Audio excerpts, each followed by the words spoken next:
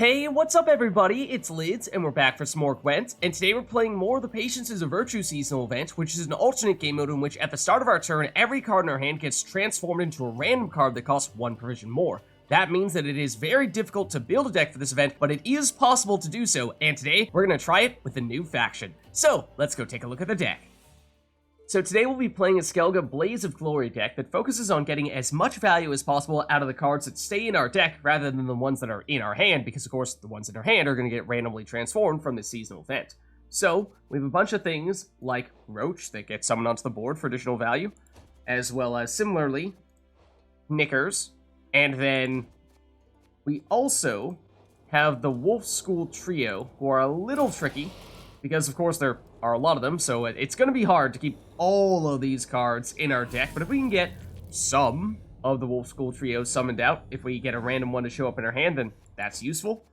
Then that might be it in terms of cards that automatically get summoned out, but we have a few more conditional ones, kind of like the Wolf School Trio, I suppose. That includes Drummond Shieldmaiden, where if we happen to get a random Shieldmaiden, either directly or through Ceres, which is perhaps a little more common, and it gets damaged, then we can summon this one out from our deck as well. Then we also have a Crow Messenger, which, depending on if we have an Alchemy card, we might be able to summon from either our deck or from our graveyard even. And outside of that, we also, of course, have our Leader ability, which means we can put a Skellige card from our deck into our graveyard, and in doing so, damage an opposing unit. And we have a few really high base power Skellige cards, so we get a ton of damage out of this. The classic is, of course, Jutta, because 12 damage is just crazy removal range, and to be able to do that whenever we'd like is pretty sweet. It does mean that Jutta is another card, though, that you'd ideally like to keep in your deck. So again, that is the tricky part, is when we're talking about mulligan cards in between rounds, yeah, you know, there's a lot of stuff you need to try to keep in deck if possible. But we do have backup plans if we do happen to have Jutta in hand and get her transformed, so we can't use her for our leader ability. Alternatively, Skjall is the next highest in terms of base power at 10, which is obviously still a ton of damage, so that's useful. And then, not as much damage from Morkvag, just 5. However, when he gets moved to our graveyard, he gets summoned onto the board, so although you're dealing less damage, you're getting 5 points on the board on your side, so it's a little bit different in that sense. So those are probably your preferred targets for using your leader ability. It does need to be a Skellige card, so we are notably not Devotion for possibly the first time in this event, so that is something to bear in mind as well, is if you see cards that get additional value from Devotion, we do not have it here. We have, however, still made sure that we do not have any repeat cards, so things like Shoot Stay Off and Rodea, those do still work, so that's good. The other thing that is a little bit nifty here is that we do have all of our cards at either 9 provisions or lower, which means Ciri Nova, the original card that was all built around having a deck that has nothing higher than 9 provisions, if we can tutor this out, that'd be amazing. So it means we get Resilience, and Resilience on an 8-point body is pretty awesome.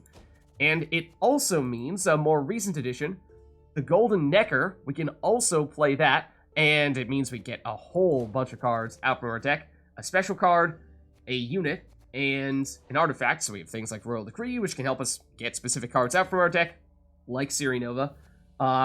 We have things like Summoning Circle, which can also help summon a card out from our deck. Notably, Ciri Nova, she gets all of her statuses on deploy, which means you must play her to get those statuses. You cannot summon her. So Summoning Circle on Ciri, sure, you're getting an 8-point body, but you're not getting the Resilience, so just bear that in mind. And, I mean, that means that actually, if you don't need Jutta for your leader ability, you summon her out, you don't have to do the deploy ability, so it's actually beneficial for her, because you're just getting the 12-point body. And outside of that, I mean, we have lower provision cost options, like Skellige Storm for a little bit of damage, Arcane Tome, so we can play a different special card from our deck. So, I mean, this could even be a tutor for the Golden Necker if you'd like. Lacerate, more damage. Artefact Compression in case your opponent has either a very highly boosted card or a card with a really dangerous order ability or other ability that you want to shut down. And things like that. From there on out, it gets a little more minor. Vial Forbidden Knowledge, I mean, technically is 8 points, which for 4 provisions is a good value, but there are probably bigger and better artifacts that you would hopefully get through Golden Necker. And then we also have Curse Scroll as our stratagem, and the idea here is that we use this to get a guaranteed Golden Necker. So this is another card that you want to keep in deck, because of course if it ends up in your hand, then it's going to get transformed into something entirely different. You might get a random Golden Necker, but there are a lot of 9 provision cost cards, so it's not really something you can rely on. So basically, that means that our strategy is play whatever the best cards we get in our hand are, and then whenever we find that our hand is totally bricked, if we're on blue coin and we have Curse Scroll, we can then use this to swap out one of those bad cards to get Golden Necker into our hand, play that, and then play a whole bunch of other cards from our deck. Last thing to consider is that because we've so many things that get summoned out from our deck, including, quick little addition to that list, slight difference, but Rioghan starts in our graveyard, not in our deck, so we have 24 cards in our deck to start off with. This is, of course, a great target for Focusia. If you happen to get her, and you don't have any Skellige cards in your graveyard, you automatically have one with Rioghan. So, that means, though, that you have very few cards in your deck once all the summoning starts happening, so it can get a little scary at times when you might start to run low on cards for round 3. I mean, you're probably not going to have less than 3 cards in your deck going into round 3, so you should still be fine in that regard, but it does mean that your leader abilities, specifically because this needs to be a Skellige unit that you use for this, you might end up getting all of your Skellige cards in your hand and transforming into something else. If that does happen, and you have not yet used your leader ability, it's going to brick at least temporarily. However, going into round 2 or round 3, try to get one of your random Skellige cards that you happened to get created through Patience is a Virtue, mulligan that back into your deck, and then that becomes your target for Blaze of Glory. Probably not going to be as big as Jutta, but, I mean, at that point, you're looking at either a 0-point leader ability or at least getting something out of leader ability. So if you happen to get, a 4 base power Skellige unit, then might as well mulligan that so you at least can do something with that leader ability. Again, it's hopefully not something that's going to happen to you, but it is something that you need to consider because we just have so many things that we can potentially either summon out from our deck or that we're trying to tutor out from our deck. So that is something you should at least consider. But with all that being said, let's go see it in action. Alright, so going up against monsters here, and we'll go first. Okay, and since we're going first, that means that we do have access to Curse Scroll, which means we can actually control one of the cards that we play by getting something from our starting deck.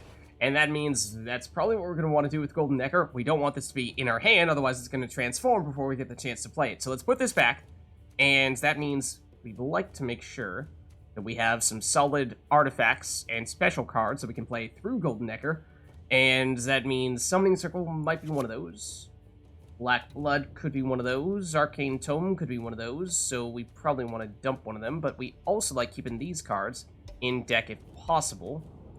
Not sure we have enough artifacts if we don't put some of those back into our deck. And, of course, that was a decent card there that we put back as well. Or that got transformed as well. Our Royal Decree. And we are still going to need to play something directly from hand on our first turn here, because we can't use Curse Scroll when our hand is already full. Some things that would be awesome later on in the round. Goliath, we might take our chances on that. Jutta obviously would be the highest unit on the board. Synthesis Blaze, I mean, it's not bad, because we can get some proactive damage set up. Obviously, Geralt doesn't have anything to destroy yet. We don't have anything to bring back. Actually, we could bring something back with Sigriffus, right? But I don't think this is the time or place to bring back Rioghan. So I guess we'll go Synthesis. I guess. Okay, now, well, they hesitated a lot. They got in... Okay, yes. Their leader ability, and they did get an Assimilate unit out there, and that's saying something. Because that is going to turn to Powerful Engine. They also got Roach and Knickers out. I think we get our Roach converted into a 10. Might have been... what turned into Synthesis here. But, oh, well, I mean, it's hard to turn down Old Spear Tip. It's really hard to turn down Old Spear Tip here. So, we might need to go that route. Alzur's Double Cross probably gives us Jutta, which is a card that is currently in our hand. And would damage herself because she would be the highest unit. So I think probably still looking at this because this is just too good to pass up. I think we do this. We'll wait on playing Curse Scroll, and we'll use his synthesis. All this damage to get rid of an Assimilate engine, I think that's more than worth it. That's really solid. That's... If you told me that's what we were going to get out of our 5 damage when we played this initially, then I would say I will take that. Absolutely, and so we will take that. It works. Okay, Dawnamir. Fortunately, we dealt the damage just in time, just before they played their defender there. And at this stage, the question is, once again, is there anything big and valuable enough? Man, we're getting Jutta every turn. Is there anything big and valuable enough that we want to play it on this turn, or do we break out the Golden Necker now? And I think we can probably still wait, because a 10 power garrison is pretty nice. 10 power boost, we put it on synthesis rather than on Old Spear Tip. Otherwise, I mean, it's still going to be a really tall unit that they're going to want to try to remove, but I mean, this would be a ridiculously tall unit that we're just inviting for them to remove. So I think we go that route. Technically, Saerquan is bigger at potentially 12 power, but it is much more vulnerable. So I think we go with this. We played it a little bit safer.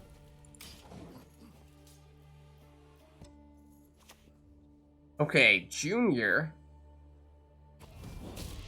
Don't really know if they have Devotion or not, because they did go after a boosted unit, but it is solid value, no matter how you look at it. And... okay, what are we looking at this turn? Is it worth it to play something from our hand this time around, or do we break out the Golden Necker with Cursed Scroll? Ysgith, no good. Probably no good. Definitely no good. Decent value, this might be our best play. Also decent value. It's worth probably more, at least over the course of the round. No death blow, so no thanks. Not great. I think it might still be worth going Catacomb. Just wait until we just get a complete and utter brick before we use Curse Scroll. Because we can afford to do that here. So let's do this. Because that's 8 point of value. That would also be 8 points if we went for the pure boost, or potentially 10 if we went the slow and steady vitality route. But this could also get bigger if we have enough time to spawn in another Ekimara. Okay, it's Falibor, and they have a 3 to go after. So that's pretty good value. That is pretty good value. And for us, Assimilate is great in this event, because it basically means we're getting boosted every turn. But we don't have any disloyal units in our starting deck, so Brothin's still not great value. Soulblood Totem is functionally a 12. Rapford's Vengeance, we would need bronze units in our hand for this to work, and we don't have any, and we're unlikely to get any, so not great for that reason. Philippa, I mean, we can remove Knickers and then get the random damage split, which is likely to still work. That's not bad, and at 12 provisions, we do want to play you soon. Otherwise, you're going to turn to 13 or 14, and that's approaching brick territory. I think that's still good enough. I think that is still good enough to warrant playing you here. And we do get rid of the shield on Dawnamir toward the end of that spree of damage, which I think is okay, because that means worst comes to worst, we could even use our lead ability to get rid of Dawnamir if we really needed to. But we're getting to the point pretty soon where if we are intending to use Curse Scroll into our Golden Necker, then we are gonna need to do that quite soon. Otherwise, this round might end, and we just won't have the chance to do it. Villain Trettenmirth would mess with Old Spear Tip. Okay.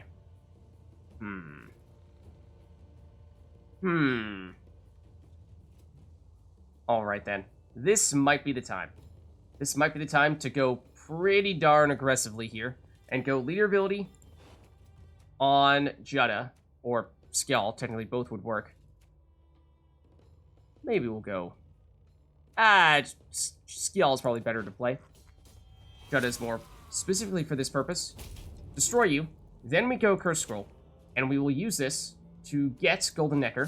We won't play Golden Necker directly. We'll put back a Dogger, because that could actually be helpful. We'll go Dandelion into Golden Necker. That's a really unfortunate way to come across Knickers. It is also too early to play some of these. Oh no, it's not too early to play you. That works. We'll definitely put the Storm over there. And for you, we'll summon... yes, Ciri? No, that's the wrong... her resilience comes on deploy, so you don't want that. You very much do not want to do that on Ciri. We should have gone for, actually, Jutta is one of the best, but Skjall would have been the second best choice. So, I mean, Ciri is still, it's a decent power body, so it's something, but we're not about to get the resilience from that, because that comes from deploy, and we will not have that deploy trigger if we summon her. But really big play that we just made there. I was hoping that we'd get a way to actually lock or shut down Villain Trentmirth through our Golden Necker, but we did not see that happen, so this Old Spirit Tip is going to get destroyed. And there it goes. And that is enough for them to take the lead here. That is painful. That is painful. But we do still have a little more value coming from the Storm here, which will continue to damage them. And we also bricked our Knickers as well. That's true. We did lose out on that. Did we lose one of our Wolf School trio? We might have, because we only got one of them summoned out there.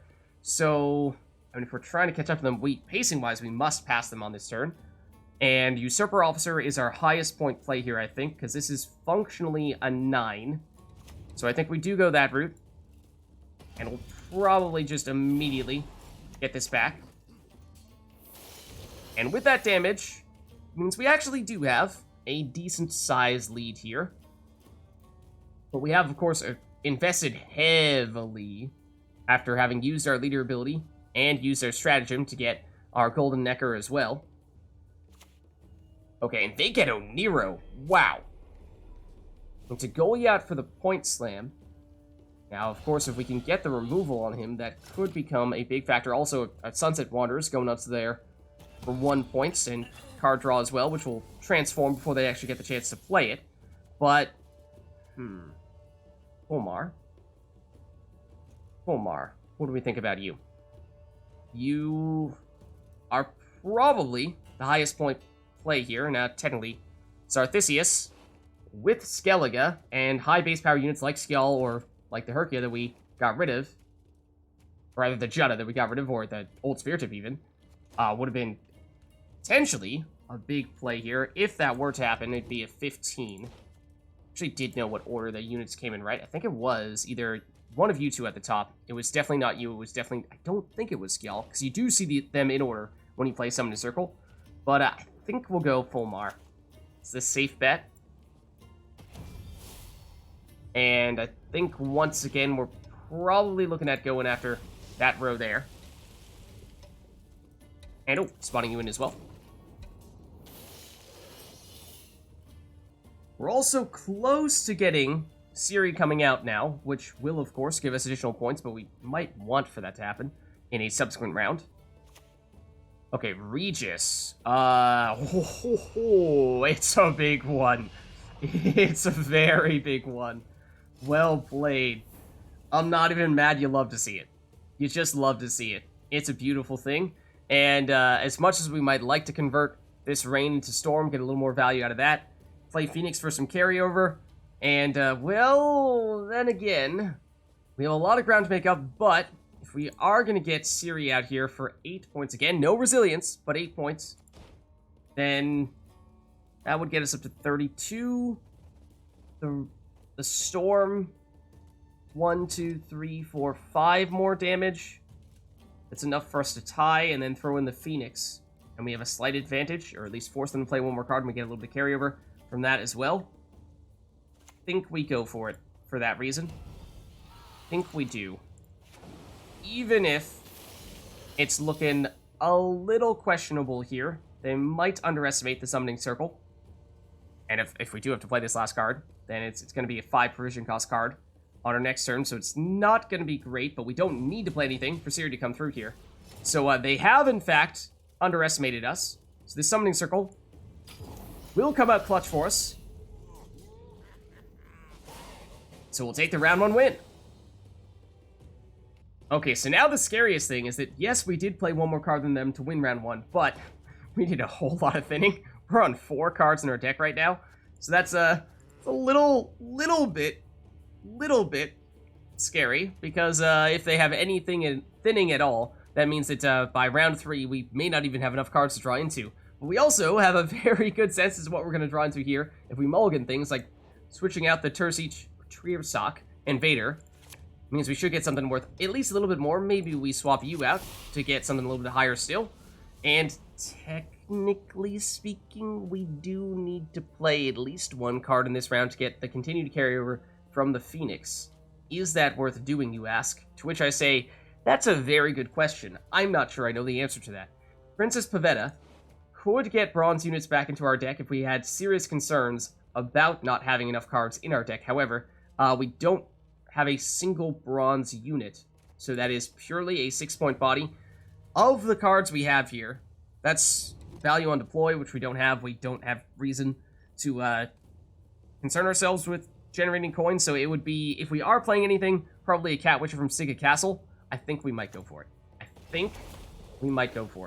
And by go for it, I mean specifically just play this, so we get a Cat Witcher, and we have enough time to get a Phoenix out here, because it's 8 points, it's a little bit of damage, actually 2 points of damage from the Cat Witcher, and they can dodge it for 1 turn, but it will continue to move even after we pass, and therefore probably going to get at least a tiny bit of damage out of it.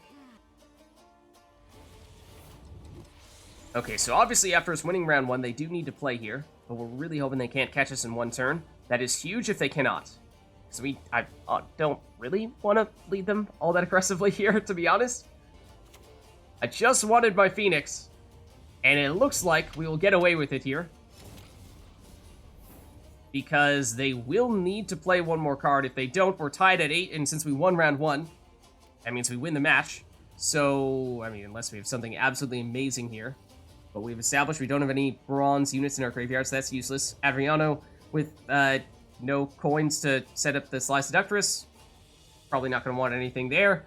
And Salamander, well, no. So, yeah, I think this is where we pass. Because they do need to keep on playing. So that means we will still get on even cards here. Going into round 3, and we will have a little bit of carryover from the Phoenix, so we have a bit of an advantage there. Okay, it's Tin Boy. I mean, that's obviously more than enough. That also told us that they do not have Devotion. Not sure if that... Oh, well, we saw Knickers come out before, right? So we knew they didn't. But they win round 2. Okay, so we have precisely 1 card in our deck, and it's Dogger, who is a 10. And I think we probably do want to have a 10 rather than have a 4 in our starting hand. Then we know we'll have 5. We have some low-cost cards like 5. Okay, just this 5. Actually, do we want Dogger? 10, 9, 8, another 9. It's going to be a bit of a bottleneck at the high numbers here, which is a bit of a risk. It means something might brick and flip back around to a low provision cost card or turn into a scenario, but I think we take our chances. Okay, so we also, through our bleed attempt, shortened the length of round 3 ever so slightly, which I think works in our favor here because they do still have their leader ability. We've used ours. And the longer the round goes, the more significant Fruits of Ysgith becomes, because there's more time to boost up this Thrive unit. So it's basically, they have their Gurnacor's Fruit versus our 4-point Phoenix. Probably going to roughly equal out here. So it's largely going to come down to the cards, and that is a good way for them to start with Vernus Seal. It's a solid point slam. Does trigger Thrive, of course. And we're looking to play one of our 11-point cards here to start things off, and Tin Boy is not bad. The Jotun is, what they have 1, 2, 3, 4 cards. We would have 1. So there's a 3-card difference. That means a 6-point boost. So you're 9. It's probably still better for Tin Boy is 4, 5, 6, 7, 8, 9, 10. Slightly better. Crow Mother spawns into crows, so you're in 8. Tin Boy still wins out, and at 11 provisions, we really need to play something that costs 11 provisions, otherwise something's going to break. Namely, Yurden is going to break on our next turn if we don't play this now. So, we use you to hit you. Okay, it's Onsace, who doesn't have a great unit to duel, so yeah, we'll just go for the straight-up damage. That's still a solid play. And, it's another Yurden, so we really need to play 12.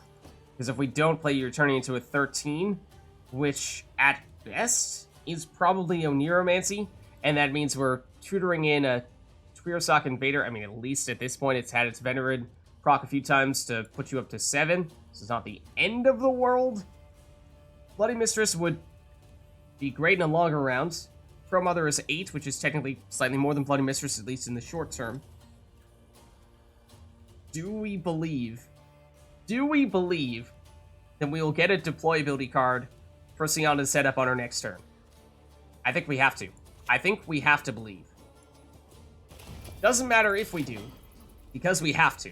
We have no choice in the matter. Of course, the other question is this 3-power unit going to survive to our next turn, which is a relevant question to be asking ourselves. Okay, Ragnarug is going to destroy her, because this damage all goes onto her. That probably means we lost. Blood Eagle, yes, does technically mean we can play Tuirseach Invader, so it is worth 9 points. Iced actually does guaranteed work as well. Does that mean Ice is better? I guess it does. I guess it does, although you're 12, you're also 12. Okay, so there's not really any difference provision cost-wise as a tiebreaker. Yeah, if we had flipped this Phoenix Hatchling, obviously we would have probably had Siana survive, and then this could have worked. But there's no way we would have known that they were going to play Cataclysm, so couldn't have bet on that. And that's still a solid play. Okay, Zoltan. Damage. Solid option, gets rid of Ice, but I don't think we're going to get any additional value out of him anyway. But, yeah. Ooh. Varaxis doesn't do much of anything. We really need to play Drog here, because this is our 13. If we don't play him now, he's going to turn to likely a scenario. There's a chance, it's a very small chance it's Focusia, in which case we could use her to get Rioghan, which would actually be kind of amazing. Is that a bet we're willing to make, though? That is a still very low probability. There aren't many 14 provision cost cards, but to put all of our eggs in that metaphorical basket is not the most comforting of things to do. We can convert this Invader into a Revenant, which does have someone to go after. So tell you what, I think we do it. Because if they can't destroy this Revenant, it actually is very relevant here. Okay, and Bran. Just a 5-point body does trigger that, and they get a little bit of damage still from Zoltan. But, She Who Knows, 10-point body, we will take it, and we will also get the Death Blow here to create another Kidwani Revenant, which on our next turn can destroy this Elven Deadeye to create another Kidwani Revenant, and that's why these are gonna start to add up. And I think we're still looking at She Who Knows here in this melee row. So we're row sacking a bit, but we're trying, of course, to avoid the damage from the Cataclysm.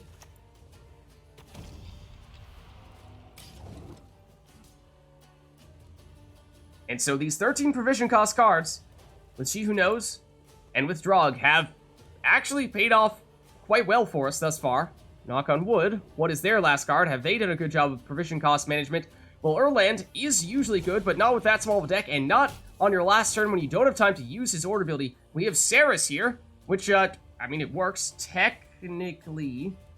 We're not going to have, they don't have Zeal, right? Wait, hold on. The ones that spawn a copy on Berserk 3, no, it doesn't work. And they realize they can't catch us between the Revenants, the Phoenix that we hadn't flipped yet, and, of course, our Saris finisher. We take the win. All right, so going up against Nilfgaard here. And they'll go first. Okay, and we would probably like to keep, a lot of these cards in our deck. Notably, Roach, Ciri Nova, Lambert. We only have 2 mulligans, though, so what do we prioritize? I think probably Roach. Jutta is the key card for our leader ability, although we could still use, no, none of the cards that we have in our deck right now are usable. With our leader ability, we need to put Jutta back. Otherwise, I mean, Skjall would be our backup plan, but we don't have Skjall either, so yeah, our hand got really bricked there. But there's always the chance of a random Ciri, a random Wolf School Witcher of some variety. I mean, gonna have reduced value from that, or at least not quite as much value as if we were getting 3 summoned from our deck when we play it. We'll still have the 2 you'd usually get in a normal, standard encounter. A 7-point body to start. I mean, it's something. But it could be better. And we do have Devotion, for what it's worth. No, we do not. I take it back. Most of the decks we play in this event, we have Devotion. Not this time, though. So that's 5 point minimum on each body. So, I mean, it's still not bad value. But it's maybe not quite as good as we might like for this card to be. Ifrits. Not a lot of units in this row right now, and as soon as we play this, they're going to play every other unit in the other row. So I think it might still be Bellahoon. It might still be Bellahoon. That'll get Roach out. So yeah, we made sure to put her back in the deck, and we also get Knickers. So at least we're still getting the value from them. Okay, and then Ratcatcheress is a solid point slam. They don't have Sabbath yet, but they're getting close, and there's their Roach. And, ooh, okay. I see some interesting choices here. Marching orders, we'd have to double check what that means. That appears to mean Vesemir. So, that's not really great. Other than that, Willem, for random gold, I mean, could mean Vesemir, could mean Royal Decree, it could mean Jutta, which we really don't want, could mean Golden Necker, which would be great, but we obviously don't really have control of that. The hand boosting from Tuka, not all that relevant. Ceres, solid, and obviously there's a huge point slam from Spear Tip, that goes without saying. I am tempted a bit by Ceres. It is fewer points, it takes a little more setup to make this more effective. Do we have the other two of a Shieldmaiden in our deck? I think we still go Spear Tip. But Ceres, I mean, the reason why we have a Shieldmaiden in our deck is in large part in case we do get Ceres, but then again, Spear Tip is just so good that it's hard to turn that down. And no, Bellahoon, for that reason, is not a factor. Actually, Bellahoon would have made Ceres a little bit stronger, so you could have perhaps made an even stronger case for Ceres in that case. Set up by Bellahoon, maybe that was actually the play. But, now, Caretaker to purify their resilience unit? No doubt. No doubt. Vilgefortz, definitely going to be on you, right? I mean, we might get... Oh! I was going to say we might get a 12-point Jutta down here, in which case we actually gained points from that. So that backfired on them. But it does mean that now our leader ability is, well, what's it going to be? 4-point Shieldmaiden? That's not ideal. So, Primordial Dow is a 9-point point slam, which is not bad.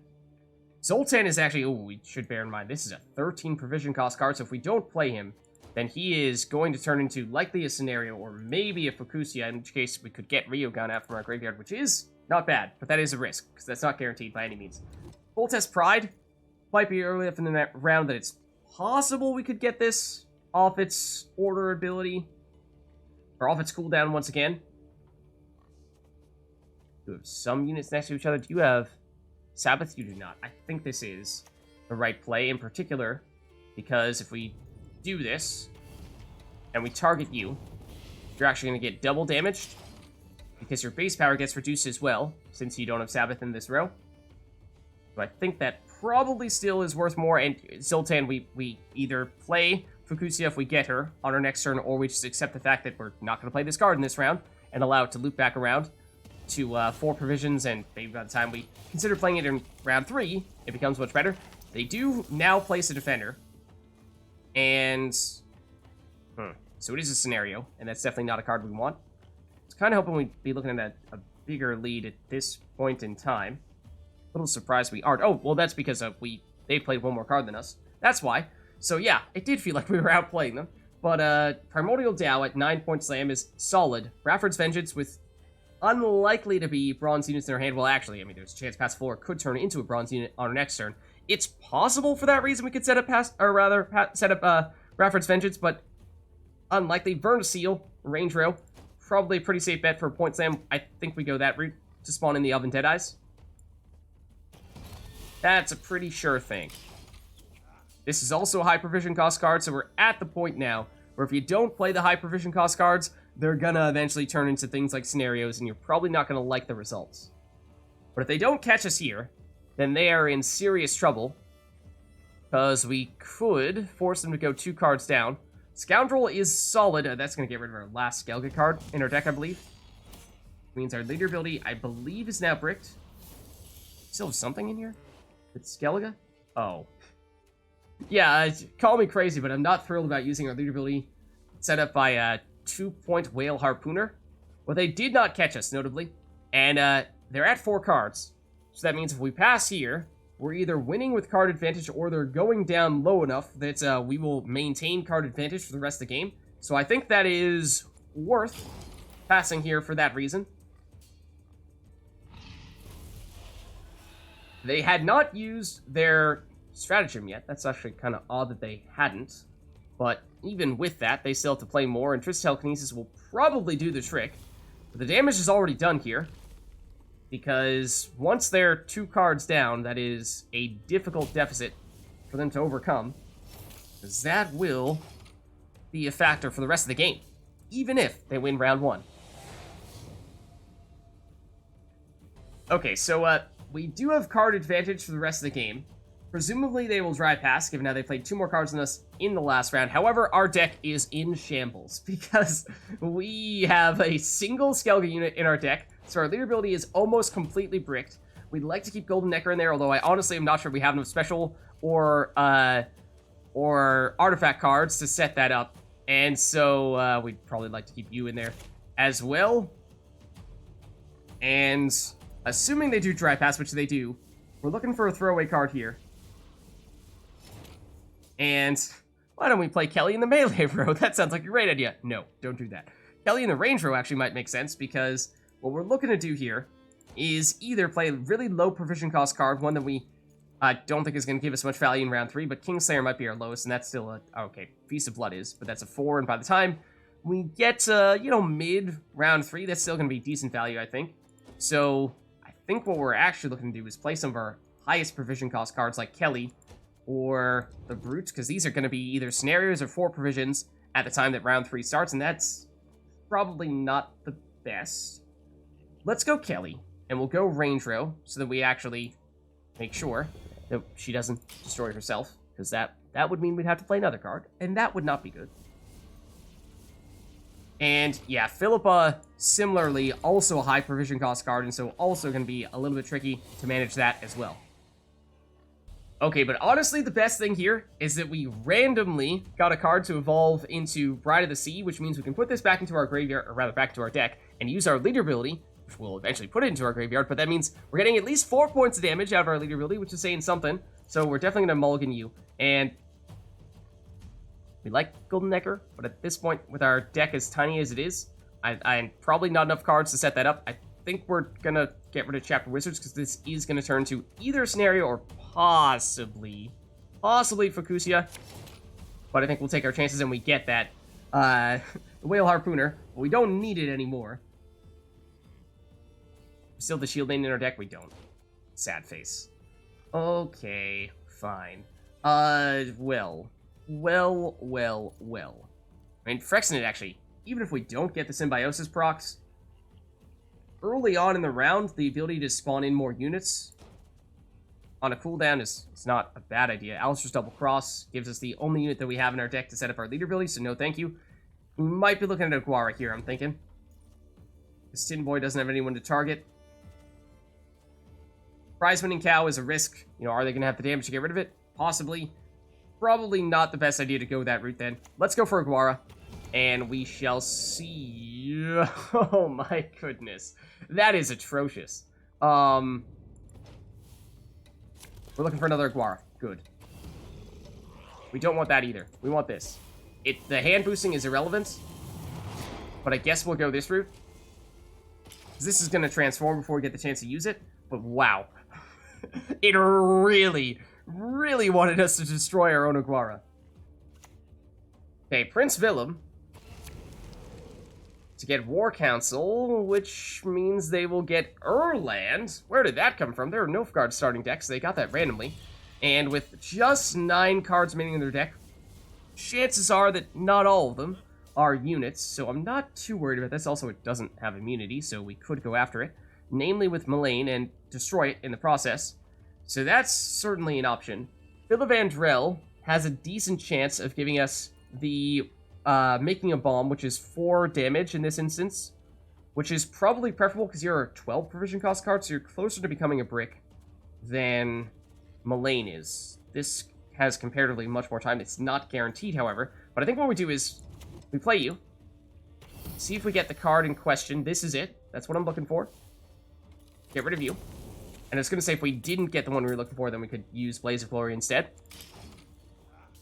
So, I mean, getting, what, 8 points of value out of Filavandrel? I mean, denying their Erland is really more than 8 points, I suppose. From a 12 provision cost card, feels like it's not amazing, but then again, this was going to be the quickest thing to turn into a brick, so worth using it for that reason. This could be the target of a leader ability.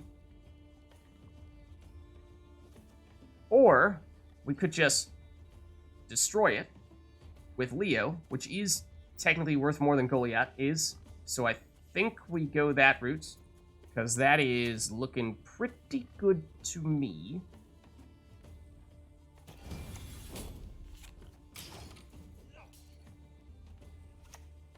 Okay, now Alzur's Double Cross, what do they have in their deck? It's a boosted up Dodric, right, because everything in their deck is going to be boosted by 1 from Erland. And at this point, we're going to want to play some high provision cost cards. Saskia is probably turned into a 14. We don't really want to play her. We get no additional value from her outside of just a 4-point body. We do actually have, for what it's worth, after playing that Bountiful Harvest, a nature card in our deck, or rather in our graveyard, so Force Protector does work, for what it's worth. Falibor is the other high provision cost card here. But you're an 11, you're also an 11, so it's really a tie between you. You don't have the Death Blow. So I think that means Force Protector is preferable. Bountiful Harvest, we'd love to move you if possible. This does not matter, the hand boosting, though you are the highest point body. Chance we get traps might be the best chance that we actually play more special cards, though. I guess we'll go that route, although I'm not particularly enthused about any of them. What I don't like is that Dodric, I mean, it's a 9-point body, which is solid, but also allows them to swap out cards in their hand with cards from their deck.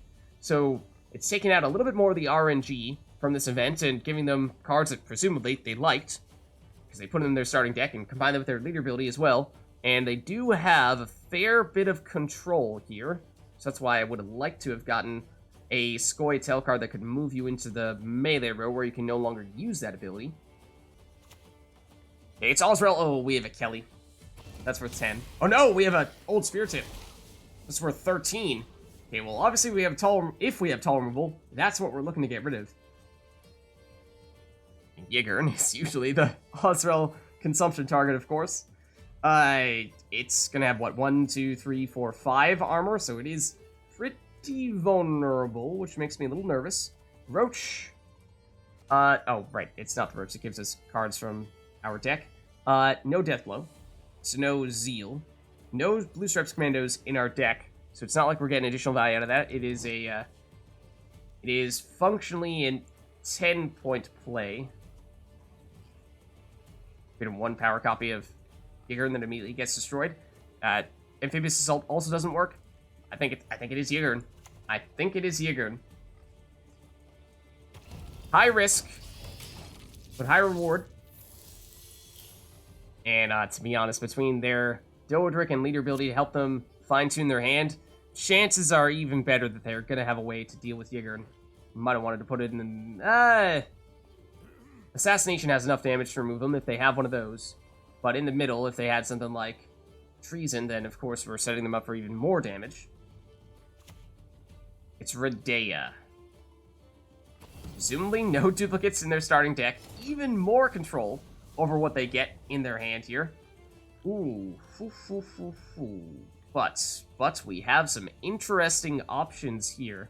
Those being Gerhardt is a very nice point slam, because we can use him immediately and get packed for a 6-point boost for a total of 13 points on him. I mean, we could spread out the boost to someone else, which is probably what we do. Vilgefortz is a 13, so if we don't play him, he's likely to brick, which, after having this Desert Banshee brick, it's a little risky. Freaking even more cards. Ciri Dash, if she doesn't get stopped in some way, shape, or form, given us card draw, could turn into drawing Pride of the Sea, which we don't want right now. But I think we play it safe with Gerhard here. Sort of the middle ground approach. It does mean more special cards, which might boost you up. We'll go Pact, and we'll use it probably on Aguara.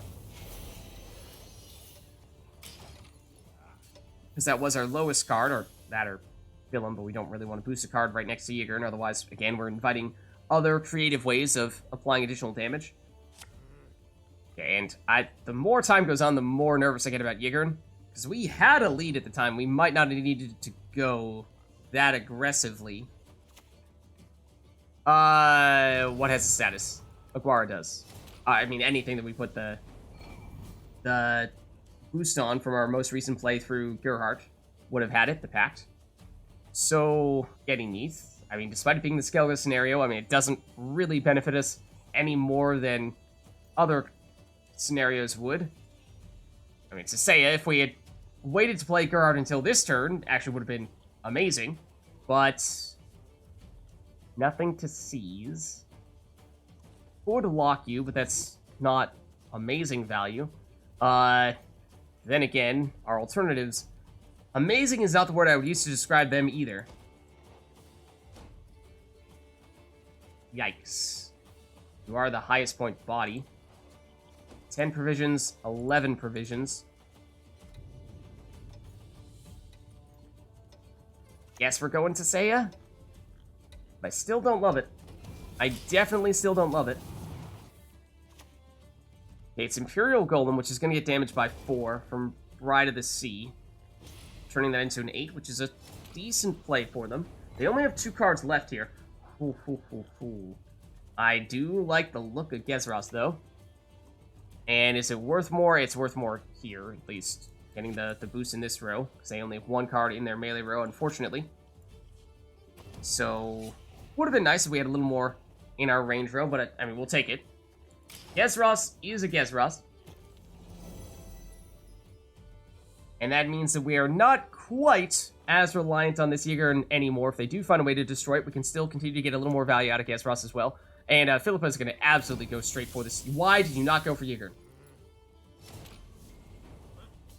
Because you wanted to get rid of Gezros instead? I mean, I see the point, but I still think this was almost a guaranteed removal, whereas as we just saw there, that was not. So, I mean, we can get the death blow on Milton, for what it's worth. We could also get a surprisingly big amount of damage on the Caravan Vanguard on Ozrel. Because what? It's going to get plus 4 additional damage, 5 total, making you an 8. And you're going to turn into an 8 provision cost card, so you have more potential on our next turn than you do. So I think we do go this route. And we should probably put more cards in the range row if we can. Target you.